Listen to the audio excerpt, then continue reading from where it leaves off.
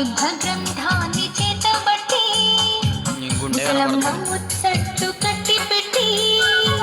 పరిశుద్ధ గ్రంథాన్ని చేతబట్టి దీక్షతో నడుము కట్టి ఇంటింటి తలుపు తట్టి దీక్షతో నడుము కట్టి ఇంటింటి తలుపు తట్టి యేసయ్య బూసే చెప్పమా ఊరకని ఉంటే తప్పమా యేసయ్య బూసే చెప్పమా